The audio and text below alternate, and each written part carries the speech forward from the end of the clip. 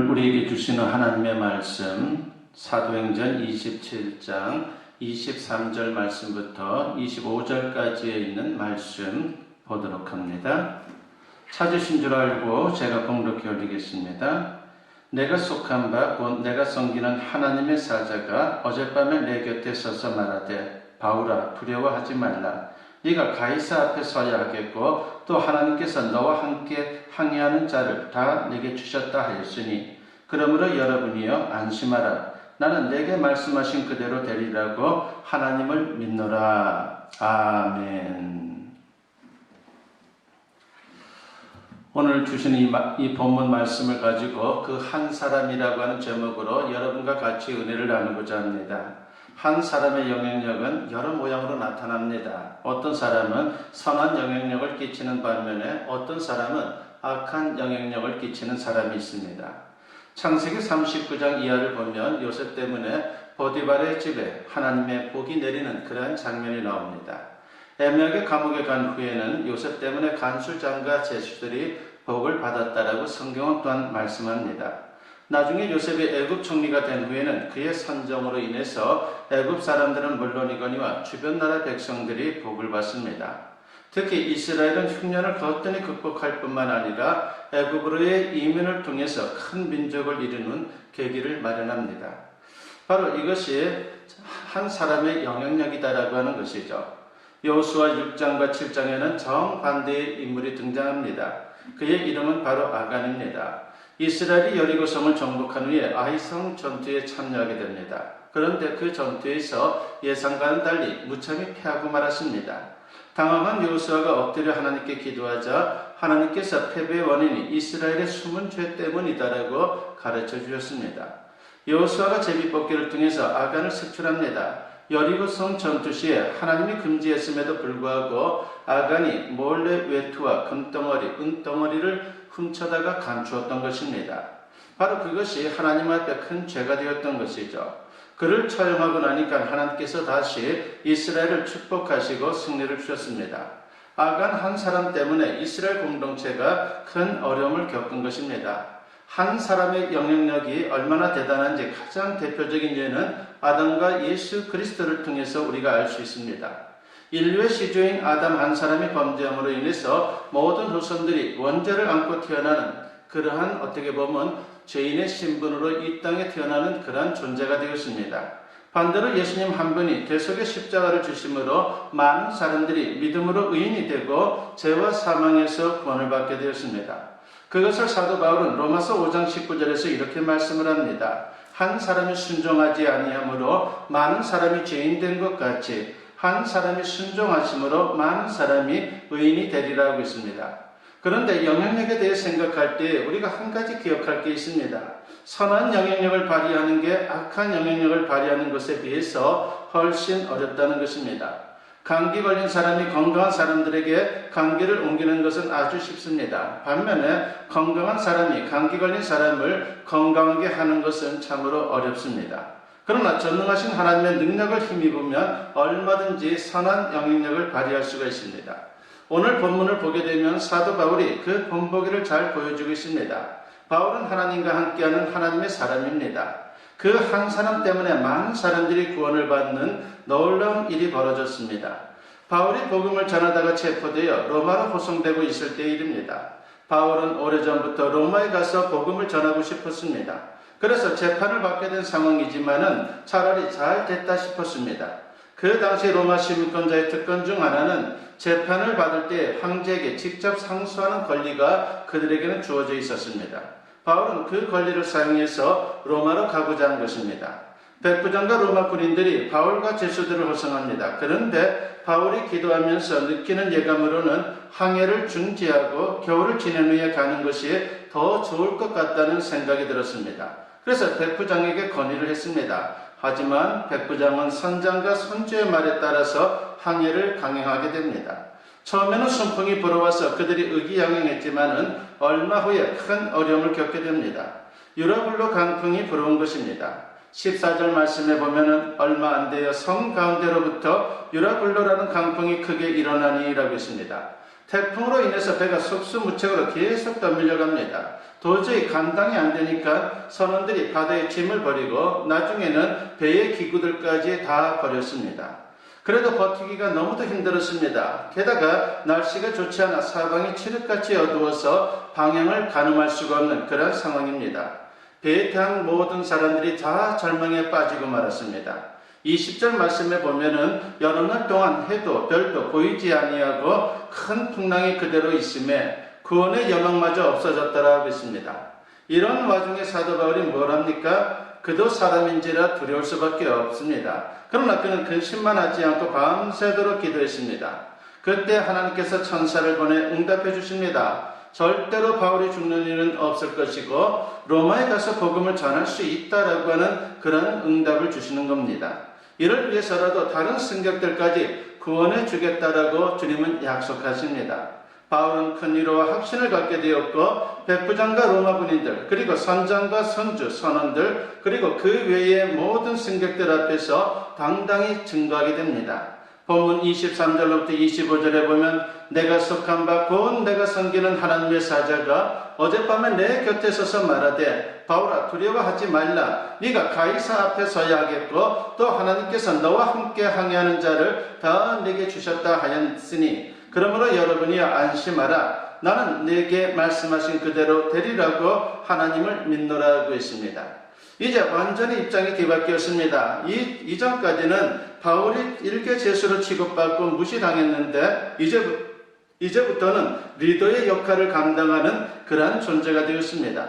절망 가운데 있는 그들을 안심시킨 것이죠. 그들 모두를 하나님께서 구원해 주실 것을 확신했습니다. 마침내 14일 동안의 사투를 끝내고 배는 멜리데 섬에 상륙하게 됩니다. 배에 타고 있던 276명 전원이 목숨을 구하고 안전하게 육지로 올라갔습니다. 그들은 단순히 목숨만 구한 것이 아니라 모든 상황이 바울 말대로 되는 과정을 지켜보면서 하나님의 살아계심을 깨닫게 되었습니다. 여기서 중요한 사실을 우리가 확인할 수 있습니다.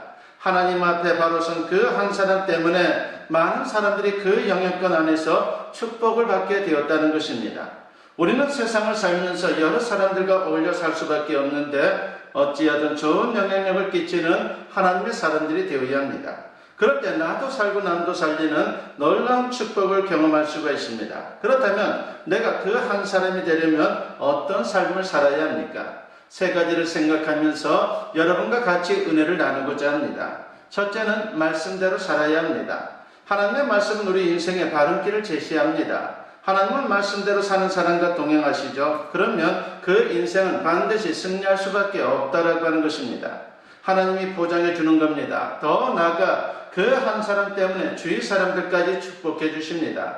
예레미야를 흔히 눈물의 선지자라고 부릅니다. 그 시대의 이스라엘 백성들이 얼마나 타락했는지 하나님께서 묵과할 수 없어서 그들에게 심판을 경고하게 됩니다.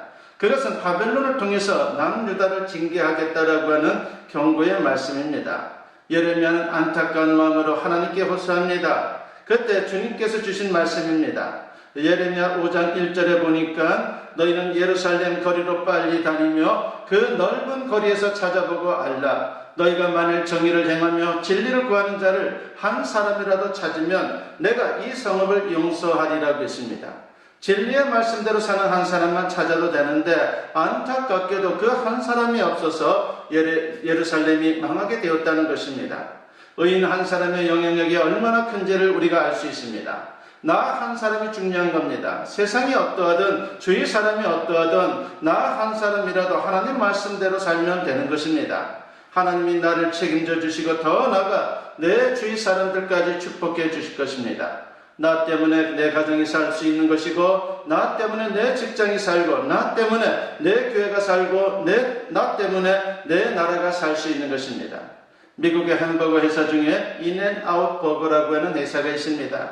1948년도에 창업된 그런 회사인데 당시에는 줄곧 참으로 그 회사의 처음 시작은 믿음의 기업답게 말씀의 원칙을 고수함으로 윤리 경영의 모범적인 사례로 그렇게 인용될 정도로 믿음으로 출발한 회사, 말씀으로 출발한 회사였습니다.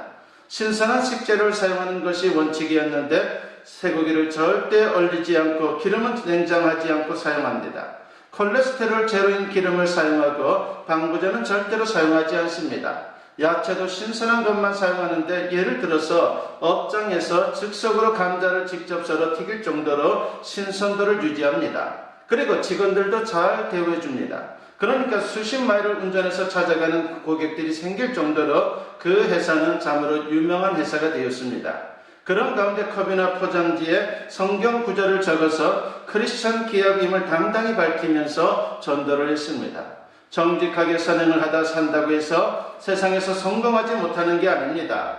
참으로 그것이 바로 믿음의 기업들을 통해서 우리가 확인할 수 있다라고 하는 것이죠. 하나님 말씀의 원칙대로 살면 하나님께서 모든 것을 책임져 주십니다. 많은 사람들이 이 시대가 어떻고 사람들이 어떻고 말합니다. 시대를 염려하는 것은 가상한 일입니다. 그러나 하나님이 원하시는 것은 다른 사람들을 비판하고 시대를 탓하기 전에 내가 먼저 하나님 앞에 바로 서서 말씀대로 사는 것입니다.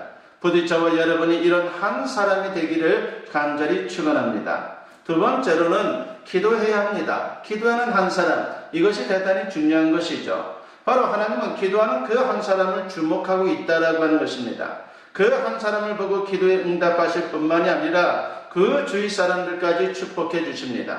우리는 한나를 잘 압니다. 한나는 기도하는 여인입니다. 자식을 낳지 못해서 얼마나 고민이 많았는지 모릅니다. 거기다가 남편이 첩으로 들인 분한나 때문에 그 마음이 또한 얼마나 상처를 입었는지 모릅니다.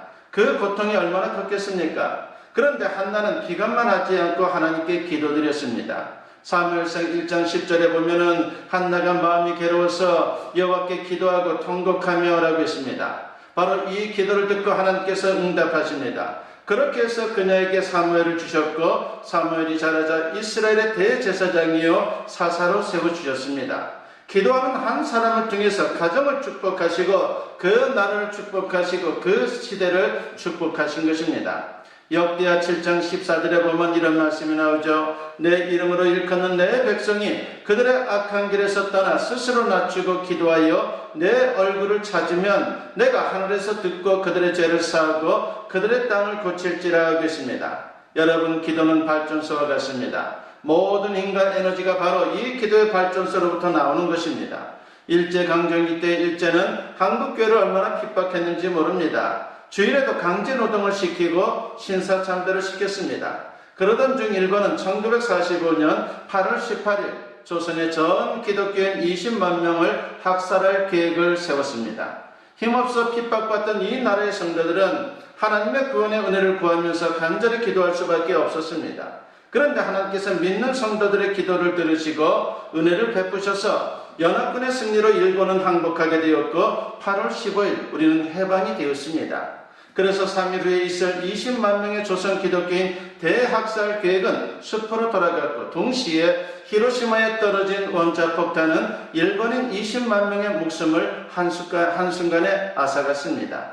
이처럼 하나님은 우리의 기도를 결코 외면하지 않고 응답하십니다. 솔로몬의 성전 봉헌 기도를 들으시고 그에게 응답하신 말씀은 땅을 회복시켜 주신다는 것입니다.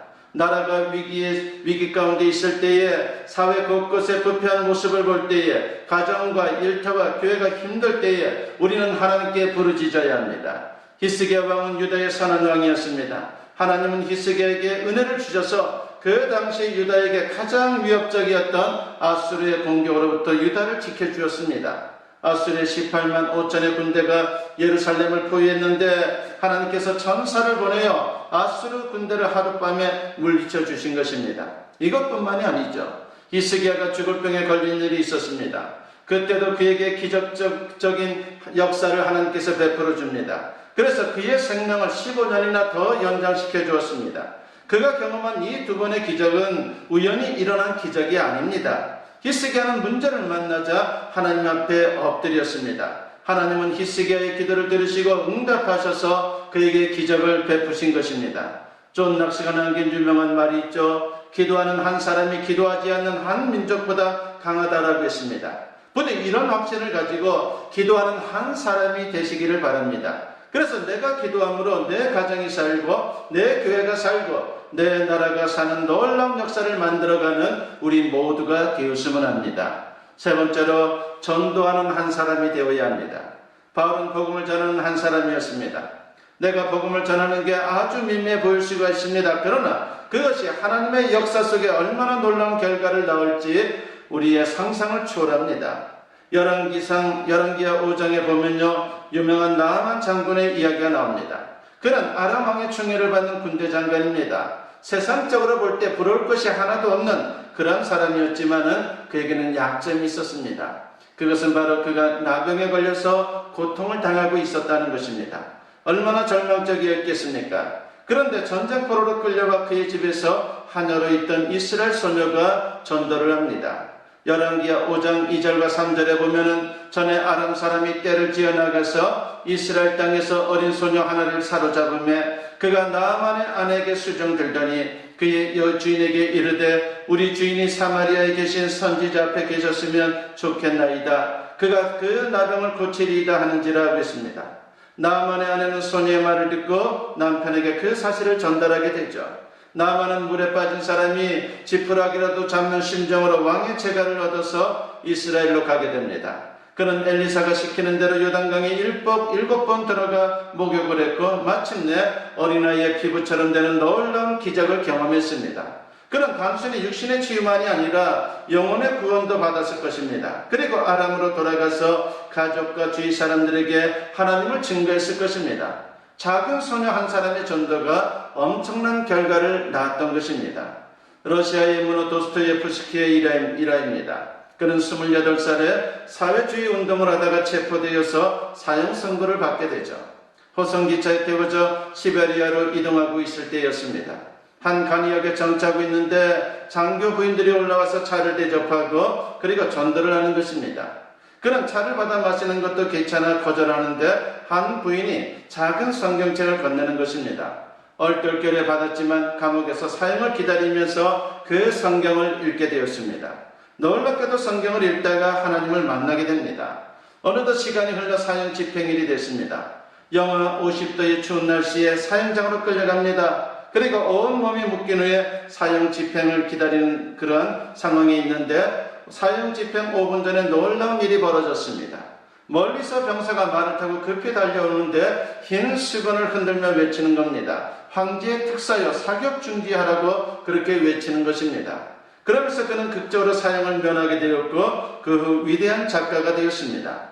그에게 성경을 전해준 부인은 아마도 그가 도스토예프스키인 줄 몰랐을 것입니다. 그러나 하나님은 그 한 사람의 전도로 도스토예프스키를 구원하셨고 기독교 사상을 전하는 일꾼으로 사용하셨습니다. 나 한 사람 때문에 다른 한 사람이 변화받고 그 한 사람을 통해 하나님께서 또다시 어떤 역사를 일으킬지 아무도 모릅니다. 신앙은 나 한 사람이 중요합니다. 나부터 변화받고 하나님의 사람이 되면 하나님이 역사한다라고 하는 것입니다. 내가 말씀대로 살고 내가 기도하고 내가 전도하면 하나님께서 역사하는 것입니다. 나는 비록 연약하지만 우리 하나님은 강하심으로 나를 살리고 더 나아가 내 가정, 내 직장, 내 교회, 내 나라와 온 세상을 변화시키는 위대한 역사를 이루어 가시는 겁니다. 아무쪼록 이런 확신을 가지고 바울과 같이 하나님이 축복하고자 하는 그 한 사람이 되는 저와 여러분 모두 될 수 있기를 주님의 이름으로 간절히 축원합니다. 기도드립니다. 사랑과 은혜가 충만하신 아버지 하나님 감사합니다. 오늘도 주님께서 우리에게 말씀을 통해 도전케 하여 주시니 감사합니다. 아버지 하나님, 주님이 원하는 그 한 사람이 될 수 있도록 우리 가운데 은혜 베풀어 주시고 그 한 사람이 되어서 주님 나라 확장에 우리 모두 귀하게 쓰임받을 수 있도록 역사여 주시옵소서. 감사드리옵고 예수님의 이름으로 기도드리옵나이다. 아멘. 축복 기도드립니다. 이제는 우리 주 예수 그리스도의 은혜와 아버지 하나님의 무궁하신 사랑하심과 성령의 감화감동 역사 충만하심이 오늘 주님께 예배로 영광 돌리며 선포된 말씀과 같이 주님이 원하는 그 한 사람이 되기를 다짐하며 세상을 향하는 주님의 사랑하는 자녀들 위해 지금으로부터 영원토록 함께 하시기를 간절히 축원하옵나이다. 아멘.